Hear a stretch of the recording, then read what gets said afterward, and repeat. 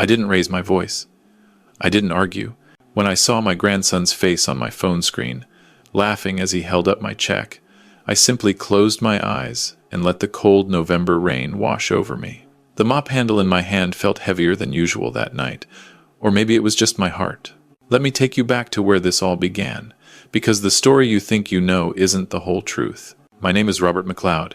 I'm 73 years old, and for the past 45 years, I've built something most people spend their entire lives dreaming about. But on that rainy Thursday evening in Vancouver, as I pushed my janitor's cart through the lobby of the building I owned, nobody knew who I really was.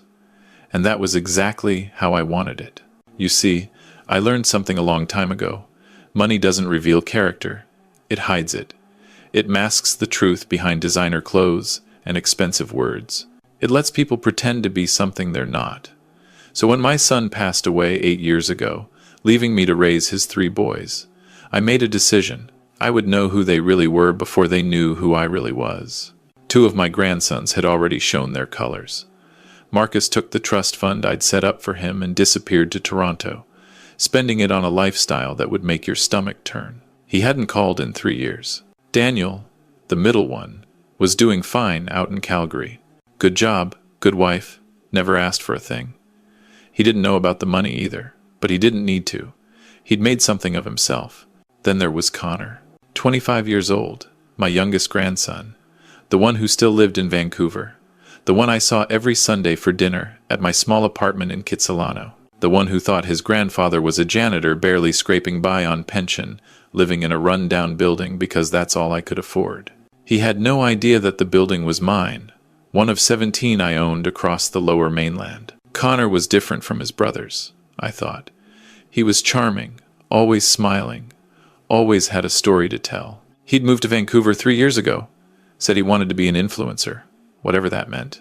He was always on his phone, always filming, always talking about his personal brand.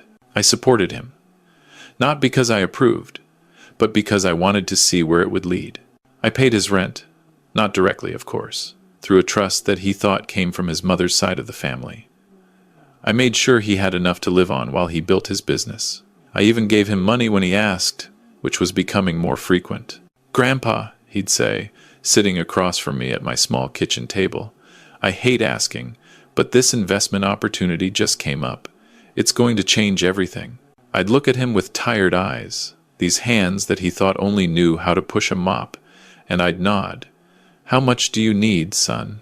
"Just 5,000. I know it's a lot, but this is it. This is the one that's going to make me." And I'd go to my bedroom, to the shoebox under my bed where I kept my life savings, and I'd count out the cash I'd deliberately placed there. 50 $100 bills. Money that meant nothing to me but everything to the image I was maintaining. He'd take it with tears in his eyes. "I'll pay you back, Grandpa, I promise. Once this takes off, you'll never have to work another day." The thing is, I already didn't have to work another day. But Connor didn't know that as I went back to my night shifts, pushing my cart through marble lobbies, emptying trash bins in offices that belonged to people who worked for companies that paid rent to my property management firm.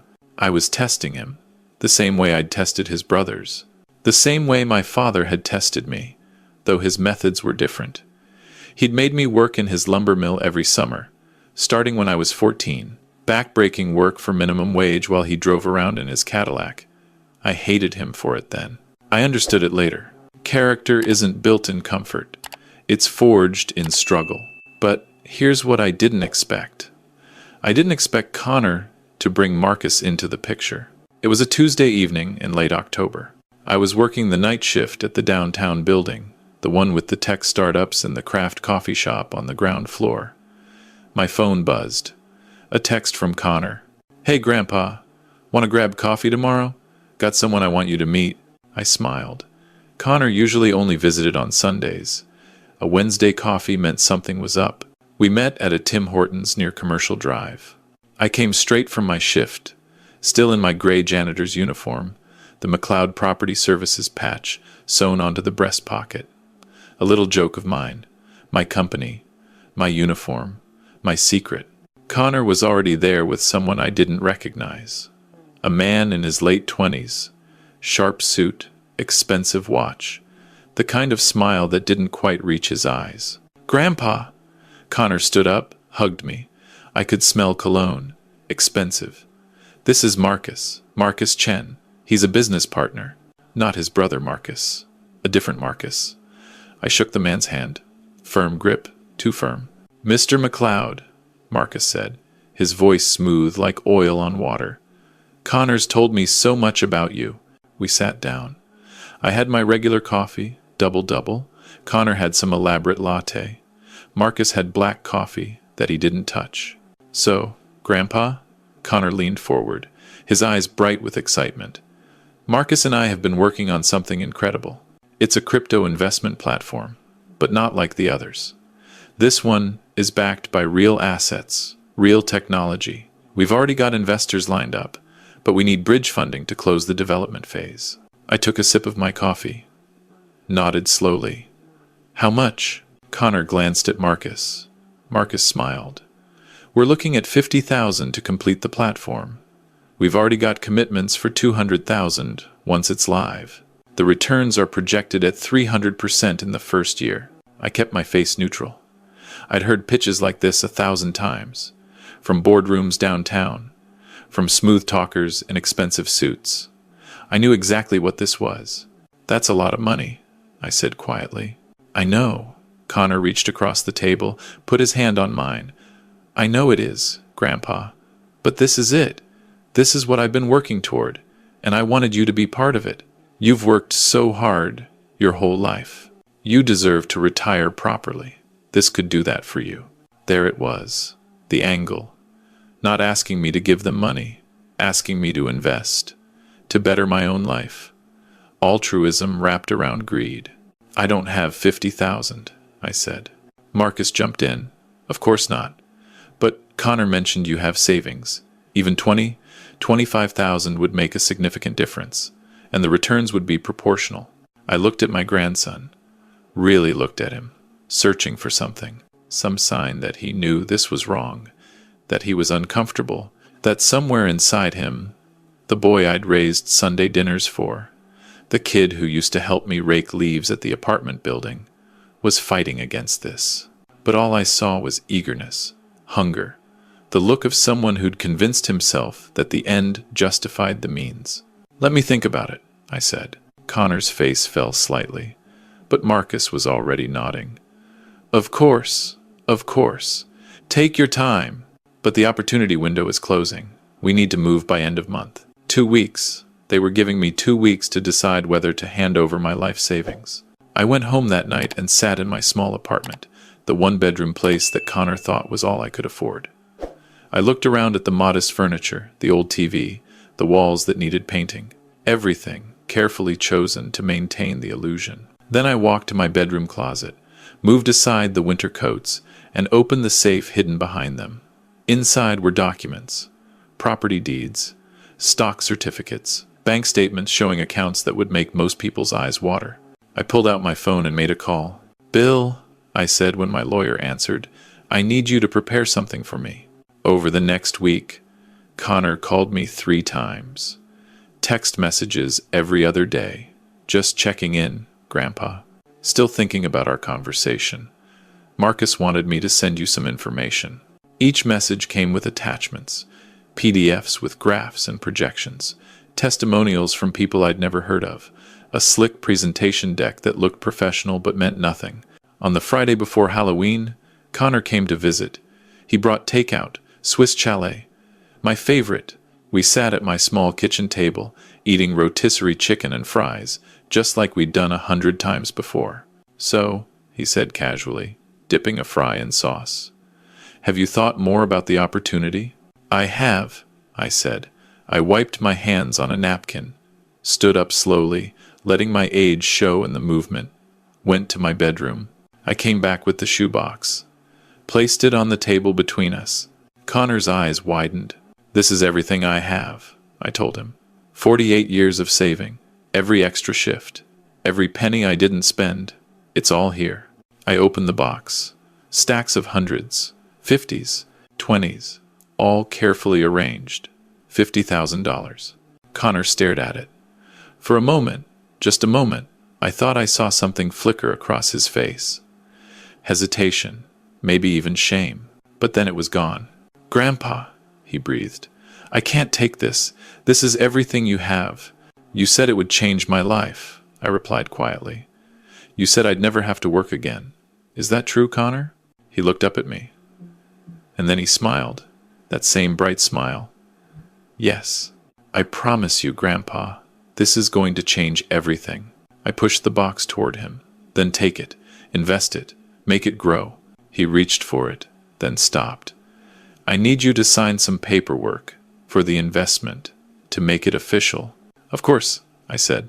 He pulled out his phone, typed quickly. "Marcus will send over the documents tonight. It's just standard stuff. Investment agreement, terms, all that." That night, I received an email. I printed the documents at the library the next day. 15 pages of legal language that said absolutely nothing. A contract designed to separate a fool from his money with no recourse. I signed it, every page, with a pen that shook slightly, like an old man's hand might when giving away his life savings. On Monday, Connor came back. I gave him the signed papers. He gave me a receipt, handwritten on a piece of notebook paper. Received $50,000 from Robert McLeod for investment purposes. I watched him leave with my shoebox full of cash, walking to his car, a BMW that he thought I didn't know I was paying the lease on through the trust fund. Then I went back inside, poured myself a scotch from the bottle I kept hidden, and I waited. 3 days later, Connor posted on TikTok. I don't use social media, never have, but my lawyer's assistant does. She's 23, knows all the platforms. I'd asked her to watch Connor's accounts. She called me Thursday evening. "Mr. McLeod, you need to see this." She sent me a link. I opened it on my laptop. There was Connor, sitting in what looked like a high-end restaurant, Marcus beside him. Between them, on the table, was a bottle of champagne that probably cost more than my monthly rent. Connor was laughing. "So, guys, quick story time. Remember my janitor grandpa I've mentioned, the one who's like super poor and works night shifts?" He took a sip of champagne. "Dude just gave us 50 grand. His entire life savings. Just handed it over." Marcus jumped in, raising his glass. "To the easiest investment pitch of my life." Connor continued. "The best part? He actually thinks we're going to make him rich.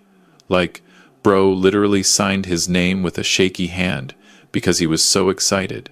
Connor mimicked my signature, his hand trembling dramatically. The video cut to Connor and Marcus clinking glasses.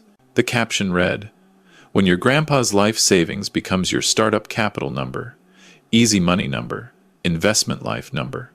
Hustle hard." The video had been up for 6 hours, 18,000 views, 300 comments. I read them all. "Dude, that's messed up. Your grandpa worked his whole life for that. This isn't the flex you think it is. Report this scammer." But there were others too. "Respect the hustle. If he was dumb enough to give it, that's on him."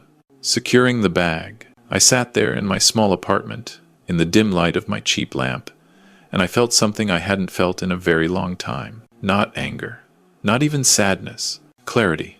I picked up my phone, made 3 calls. The first was to my lawyer. "Bill, it's time. Activate the protocols we discussed." The second was to my property management company. "Susan, I need you to pull the files on the Yaletown property. Unit 604. I want everything." The third was to my accountant, David. "I need a full accounting of all trusts, transfers, and payments made to Connor McLeod over the past 3 years. Every penny, going to need a couple days," David said. "Take the time you need," I replied. "I want it perfect." Then I did something I very rarely do. I created a social media account. Not TikTok, YouTube. A platform where I could speak properly, where I could tell a story. It took me 3 days to prepare everything. 3 days during which Connor's video went viral. 50,000 views. Then 100,000. Then 200,000. Connor posted more videos. Him and Marcus at clubs, shopping. A video showing off a new watch, funded by Smart Investments. The comments were turning more negative, but Connor and Marcus didn't seem to care. They'd made it private that it was a scam. They'd said the quiet part out loud. and somehow that made it worse.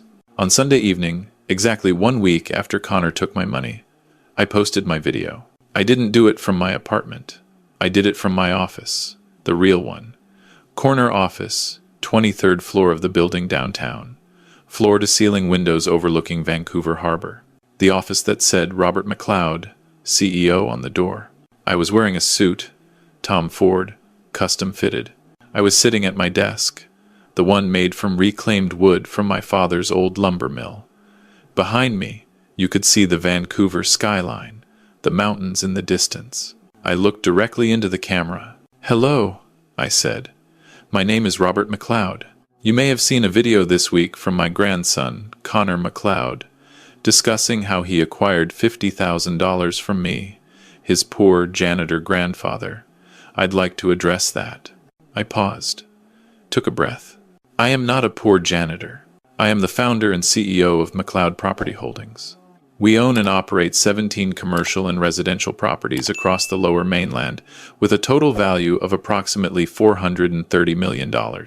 I let that sink in. The janitor's uniform Connor has seen me wear is from my company. The building I work in at night is mine. The apartment I live in, the one Connor thinks is all I can afford, is in a building I own. The rent he thinks I struggle to pay goes into my own account. Another pause. For the past 3 years, I have been testing my grandsons, testing their character, testing what kind of men they would become. I established trusts for each of them, paid their expenses, and watched to see what they would do. 2 of my grandsons have failed this test. Connor is one of them. I pulled out a document, held it up to the camera. This is the investment contract Connor had me sign. It's worthless, but more importantly, it proves intent. He and his business partner, Marcus Chen, knowingly defrauded me of $50,000. They believed they were taking my life savings. They celebrated taking an elderly man's money. They posted it on social media for the world to see. I set the document down. Effective immediately, the following actions have been taken. The trust fund that has been paying Connor's rent has been dissolved. Connor has 30 days to vacate the apartment. The lease on the BMW he drives, paid through the same trust, has been terminated. The vehicle was repossessed this morning. All credit cards linked to the trust have been canceled. The allowance Connor receives monthly has stopped. I leaned forward. Connor believed he was scamming a poor old man out of his last dollar. What he actually did was show me who he really is, and because of that, he will receive nothing from me going forward. No inheritance, no trust fund, no support, nothing. I softened slightly. The $50,000 he took will remain his. Consider it a gift, a very expensive lesson about character, consequences, and the importance of knowing who you're dealing with before you show your true colors. I looked directly into the camera one more time. To Connor, if you're watching this, you said that money would change my life. You were right. It changed my life by showing me exactly who you've become, and I am truly sorry I failed you as a grandfather. Somewhere along the way, I should have taught you that family isn't something you exploit, it's something you protect. I ended the recording. I posted it an hour later. By midnight, it had 1 million views. By morning, 5 million. The internet is a funny thing. One day, you're the hero hustler getting the bag. The next, you're the most hated person online. Connor's TikTok account was flooded. Thousands of comments, all of them angry. His Instagram, same thing.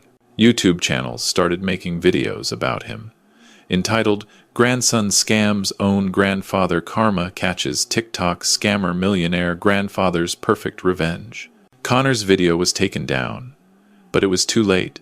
Hundreds of people had screen recorded it. It lived forever now, a permanent record of his greed. I didn't do any interviews, didn't make follow-up videos. I simply went back to my life, my real life. But I did keep my janitor's uniform. And twice a week, I still worked the night shift in my buildings. Not because I had to, because it reminded me where I came from, what I built, and why it mattered. 2 weeks after my video posted, my phone rang. Unknown number. "Hello? Grandpa?" Connor's voice. Quiet. Broken. "It's me." I didn't hang up. I just waited. "I messed up," he said. "I know saying sorry doesn't fix it. I know you probably hate me. But I need you to know that I see it now. I see what I did, what I became." "Where are you?" I asked. "I'm staying with a friend." On his couch. Marcus disappeared. Took most of the money. Left me with about 12,000. I can't get a job. Nobody will hire me. My face is everywhere. The guy who scammed his grandpa. What about the 12,000? Silence. I spent some of it. Stupidly. But I still have 8,000 left. I want to give it back to you. I don't want your money, Connor. Then what do you want? I looked out the window of my office. At the city lights. At the world my grandson thought he understood, but didn't. I want you to understand something, I said finally. That money wasn't a test to see if you'd take it. It was a test to see what you'd do after you took it. And you failed. Not because you took the money, but because you celebrated taking it. You mocked the man you thought had nothing. You showed the world that when you thought there were no consequences, when you thought you had power over someone weaker, you chose cruelty. I know, he whispered. Do you? Because I don't think you do. I think you're sorry you got caught, sorry your life got hard. But are you sorry for what you did? Would you have ever told me the truth if I hadn't revealed who I was? No answer. That's what I thought, I said. What can I do? He asked. How do I fix this? You can't fix it, Connor. You can only learn from it. And that's going to take a very long time. I hung up. 3 months passed. Winter came to Vancouver. The rain turned colder. Christmas approached. I spent Christmas Eve alone, by choice. Daniel called from Calgary, invited me out. I told him I was fine. He still didn't know about the money, about any of it, and that was okay. On Christmas morning, my doorbell rang. Not the apartment doorbell, the one at my house in West Vancouver, the house Connor had never seen, the one I'd bought 40 years ago and kept private. I opened the door. Connor stood there, thinner than I remembered, older somehow, though only months had passed. He was wearing a coat that had seen better days. His hands were red from cold. How did you find this place? I asked. Public records. Property ownership. Took some digging. I nodded. Of course. What do you want? I got a job, he said. It's not much. Dishwasher at a restaurant in East Van. Night shifts. Minimum wage. But it's honest work. Good for you. I've been going to therapy, trying to figure out why I became that person, the one in the video. And I think I was so focused on being someone important that I forgot to be someone good. I studied him, looking for the lie, the angle, the performance, but all I saw was a young man who looked tired and cold and genuinely lost. I'm not here for money, Connor continued, or forgiveness. I don't deserve either. I'm here because it's Christmas, and I wanted you to know that I think about what I did every single day, and I'm trying to be better. That's all. We stood there in the doorway, the cold wind blowing in. Have you eaten? I asked finally. Connor shook his head. I stepped aside. Come in. We sat in my kitchen, the real one. Granite countertops, Viking range, view of the ocean. I made turkey sandwiches from the leftovers I'd prepared the night before. We ate in silence. After a while, Connor looked around. This is a beautiful home. It is. I never knew. That was the point. He nodded, set down his sandwich. I've been thinking about something you said, about how I celebrated taking from someone I thought was weaker. That's the part I can't get past. That's who I was. Someone who laughed at hurting someone else. And who are you now? I don't know yet, he admitted. But I'm trying to find out. I took a sip of coffee. You know what my father did to me when I was your age? Connor shook his head. He made me work in his lumber mill for 2 years. Backbreaking labor. Minimum wage. I hated him for it. Thought he was punishing me for something. It wasn't until years later that I understood. He was showing me what work really meant. What it meant to earn something. Did you ever forgive him? I didn't need to forgive him. He never did anything wrong. He was teaching me the only way he knew how. Connor absorbed this. Are you teaching me? No, I said quietly. You're teaching yourself. I'm just watching to see what you learn. Connor stayed for an hour. We talked about small things. His job, the rain, the hockey game I'd watched the night before. Nothing heavy, nothing about money or videos or betrayal. When he got up to leave, I walked him to the door. "Grandpa," he said as he pulled on his worn coat, "can I ask you something?" "You can ask. Why didn't you press charges?" "You could have. What we did was fraud. I could be in jail right now." I considered this. "Because I'm not interested in punishing you, Connor. Life is doing that well enough on its own. I'm interested in whether you can become someone worth being proud of." "Jail wouldn't teach you that." He nodded slowly. "Am I ever going to see you again? After today?" "That depends." "On what?" "On whether you keep washing dishes when it's hard, whether you keep going to therapy when it's uncomfortable, whether you build something real instead of chasing something fake, and most importantly, whether you do it because it's right, not because you think it'll get you back in my good graces." Connor's eyes were wet. "I understand. Do you?" "I think so. You're not going to save me. I have to save myself." "Finally," I said, "you're learning." He left. I watched him walk down the driveway, get into a beat-up Honda that I assumed belonged to the friend he was staying with. He didn't look back. I closed the door and went back to my kitchen, finished my coffee, looked out at the ocean. 6 months later, I received a letter. Actual mail. Handwritten. "Dear Grandpa, I'm writing this from my apartment. It's not much. A bachelor studio in Burnaby. But it's mine. I'm paying for it with money I earned. I'm still washing dishes. But I got promoted to prep cook. $16 an hour. I know it's not much, but it feels like everything. I'm still in therapy. Dr. Richardson says I'm making progress. I don't know if I believe her, but I keep going. I deleted all my social media. Not because you wanted me to, but because I needed to. I spent so much time trying to be someone online that I forgot to be someone in real life. I'm not writing to ask for anything. I just wanted you to know that I'm still here. Still trying. Still learning. If you ever want to grab coffee, I'd like that. But I understand if you don't. Either way, thank you for Christmas dinner. It meant more than you know. Connor." I folded the letter carefully, put it in my desk drawer. Then I picked up my phone and sent a text. "Tim Hortons on Commercial Drive. Saturday at 2 p.m. If you're working, I understand." The response came 5 minutes later. "I'll be there." Saturday came. I arrived at 1:55 p.m. Connor was already there, sitting at a table by the window. 2 coffees in front of him. Both double-double. I sat down, took the coffee. He slid toward me. "You remembered," I said. "Of course." We drank in silence for a moment. "How's the job?" I asked. "Good. Hard, but good. My hands are always cut up from the knives, and I smell like fryer oil. But I'm learning. Actually, learning." "Learning what?" "That work isn't beneath me. That nothing honest is beneath anyone." I nodded. "Your father would be proud to hear you say that." Connor's face crumpled slightly at the mention of his dad. "You think so?" "I know so." We talked for an hour. About his job, his therapy, his plans. He wanted to go to culinary school eventually, actually learn to cook properly, build a skill. As we got up to leave, Connor hesitated. "Can I ask you something?" "Always." "The money. The 50,000. Did you ever really care about getting it back?" I looked at my grandson. This young man who was finally starting to understand that some lessons cost more than money. "No," I said honestly.